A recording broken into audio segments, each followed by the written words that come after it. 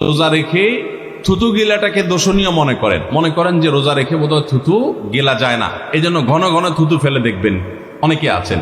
বিশেষ করে নতুন নতুন যখন রোজা রাখে পোলা পান, তখন দেখবেন যে মিনিটে মিনিটে থুতু ফেলে, আছে না নাই?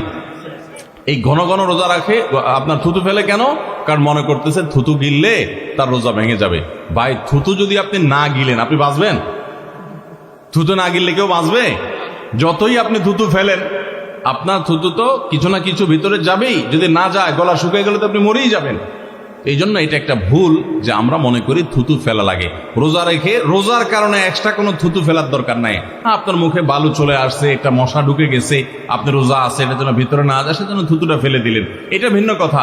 আপনি বেসিনে গিয়ে ফেলে আপনি একটু পানি ঢেলে দিলেন। কিন্তু রোজা রেখে ঘন ঘন থুতু ফেলতে হবে, থুতু গিলা যাবে না, এরকম কোনো কথা নাই। এটা আমাদের একটা ভুল, রমজান কেন্দ্রিক একটা ভুল। 13 নম্বর ভুল হলো, আমরা বেশিরভাগ মানুষ রমজান মাসে ফজরের নামাজ পড়ে এসে ঘুম দেই। আপনার যদি রাতে ঘুম না পুরে আবার দিনে ডিউটি থাকে, ঘুম একটু যদি যাওয়াই লাগে, তো ফজরের পর পর ঘুমাবেন না। আলহামদুলিল্লাহ, আমাদের বাসায় আমরা এটার প্র্যাকটিসটা প্রতি বছর খুব হার্ডলি করার চেষ্টা করি। ফজরের পর পর কোনো ঘুম নেই, ফজরের পর একটু কোরআন তেলাওয়াত করেন। প্রথম চোখ ভেঙে আসবে, কারণ আপনি ভোর রাতে উঠছেন, অভ্যাস নাই। তো যাতে চোখে ঘুম না আসে সেজন্য নানান বুদ্ধি বাইর করে ঘুম দূর করেন, একটু উঠবস করেন। ওই টাইমে বসে ফজরের পরে আপনি তেলাওয়াত করেন, জিকির আজকার করেন, সকাল সন্ধ্যার দোয়াগুলো পড়েন, একটু দোয়া করেন, রমজানের কিছু আমল করেন।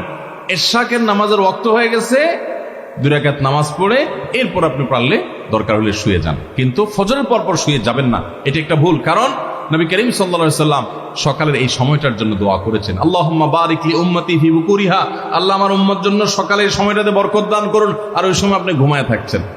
তো রমজান মাসে আমরা এটা একটা ভুল করি, এটা আমরা করব না যথাসম্ভব। তারপর 14 নম্বর ভুল হলো, আমরা যারা নিয়মিত আজানের জবাব দেই, আজানের জবাব দেওয়া একটা আমল, আপনারা জানেন তো? মুয়াজ্জিন যা বলে তার সাথে সাথে তা বলা, তার পরপর সেটা বলা। মুয়াজ্জিন যখন আল্লাহু আকবার বলে, তখন আপনিও আস্তে আস্তে করে আল্লাহু আকবার বলবেন। মুয়াজ্জিন আবার যখন আল্লাহু আকবার বলবে, আপনিও আল্লাহু আকবার বলবেন। মুয়াজ্জিন যখন আশহাদু আল্লা ইলাহা ইল্লাল্লাহ বলবে, আপনিও আশহাদু আল্লা ইলাহা ইল্লাল্লাহ বলবেন। মুয়াজ্জিন যখন আশহাদু আন্না মুহাম্মাদুর রাসূলুল্লাহ বলবে, আপনি কি বলবেন? আশহাদু আন্না মুহাম্মাদুর রাসূলুল্লাহ বলবেন। অনেকে সাল্লাল্লাহু আলাইহি সাল্লাম পড়ে, সাল্লাল্লাহু আলাইহি সাল্লাম পড়বেন হলো আজানের শেষে, কিন্তু আজান চলাকালীন আশহাদু আন্না মুহাম্মাদুর রাসূলুল্লাহ বলবেন। সহিহ মুসলিমের আজানের জবাব দেওয়ার অধ্যায়ে পরিষ্কারভাবে নবী সাল্লাল্লাহু আলাইহি ওয়াসাল্লাম শিক্ষা দিয়েছেন। ইমাম মুয়াজ্জিন যখন বলবে, ইযা ক্বালা আশহাদু আন্না মুহাম্মাদুর রাসূলুল্লাহ ফাকুলু আশহাদু আন্না মুহাম্মাদুর রাসূলুল্লাহ, তখন আমরা আশহাদু আন্না মুহাম্মাদুর রাসূলুল্লাহ বলবো। এরপর হাইয়া আলাস সালাহ হাইয়া আল ফালাহ যখন বলবে, তখন লা হাওলা ওয়ালা কুওয়াতা ইল্লা বিল্লাহ বলবো। এরপর আল্লাহু আকবার বললে তাই বলবো, লা ইলাহা ইল্লাল্লাহ বলার সময় তাই বলবো। তারপরে আজানের জবাব দেবো, দুরূদ পড়বো, দোয়া পড়বো। এই যে আজানের জবাব, এটাতে লাভ হয় কি জানেন? মুয়াজ্জিন আজান দিয়ে যেই সওয়াব পায়, আজানের যারা মুখে জবাব দেয়, মুয়াজ্জিনের সাথে সাথে বলে, তাদেরকে আল্লাহ তাআলা সমপরিমাণ সওয়াব দান করে। আর মুয়াজ্জিন কি পরিমাণ সওয়াব পায় সেটা কি জানেন?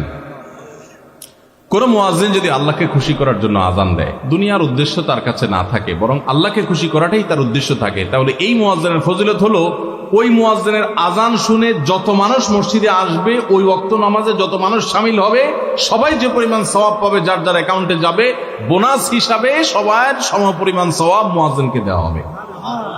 আর আপনি মুয়াজ্জিনি না করে শুধু আজানের জবাব দিলেও সেই মর্যাদা বোনাস হিসাবে আল্লাহ তাআলা আপনাকে দান করবেন। এই হাদিসের ফজিলত একবার আরো 10, 12, 13 বছর আগে কোন এক জায়গায় আমি বলেছিলাম, সৌদি আরবে থাকতে।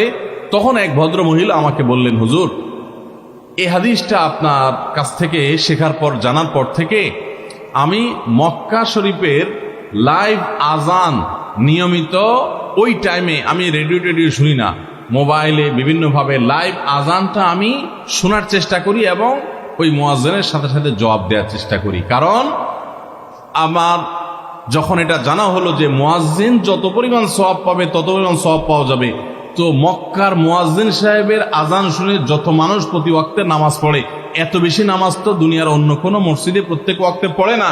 সো আমি লক্ষ লক্ষ মানুষের নামাজ পড়ার সময় সওয়াব মুয়াজ্জিনের পরিমাণ পেতে চাই, সেজন্য মক্কার লাইভ আজানটা আমি ফলো করি। আমি অবাক হয়ে গেলাম।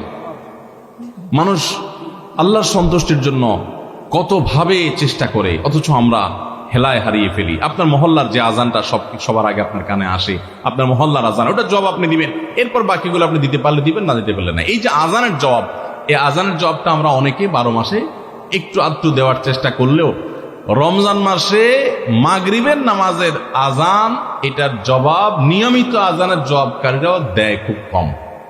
এটা রমজানের একটা ভুল। কেন দেয় না? কারণ সেই আসরের পর থেকে নিয়ে 10, 12 পদ, 13 পদ, 14 পদ ইফতার সামনে নিয়ে বসে যে দাঁত কচকচ কচকচ করতেছিল, হাতগুলো শুধুমাত্র আকুপাকু করতেছিল যে কখন আপনার বেগুনি ধরবে, কখন পেঁয়াজ ধরবে, কখন বুটমুড়িতে হাত দিবে। যখন আকুপাকু করতেছিল, সূর্য ডুবছে, মুয়াজ্জিন সাহেব আল্লাহু আকবার হাঁকা শুরু হয়েছে, আর হুমড়ি খেয়ে অনেক ঝাঁপায়া পড়ছে, খাইতে খাইতে কখন আজান শেষ হয়ে গেছে টেরও পায়নি। ঠিক না বে ঠিক? আপনি খান, ওয়াক্ত হয়ে গেছে, সাথে সাথে আপনি খেলেন, আজান শুনলেন, সাথে সাথে আপনি খেলেন, ভালো কথা। একটু মুখে দিয়ে খেতে খেতে খাওয়ার ফাঁকে ফাঁকে মুয়াজ্জিনের আজানের জবাবটা দিয়ে ফেলেন। কিন্তু ম্যাক্সিমাম মানুষ আমরা এই ভুলটা করি। আমি খেয়াল করে দেখেছি, যারা নিয়মিত আজান দেয় তারাও আজানের জবাব দেয়, তারাও দেখেছি এটা করে না, অর্থাৎ ভুল হয়ে যায়। তাহলে আমরা লক্ষ্য করবো তো ইনশাআল্লাহ, মাগরিবের সময় ইফতারের ফাঁকে ফাঁকে আমরা আজানের জবাব দিয়ে দিব।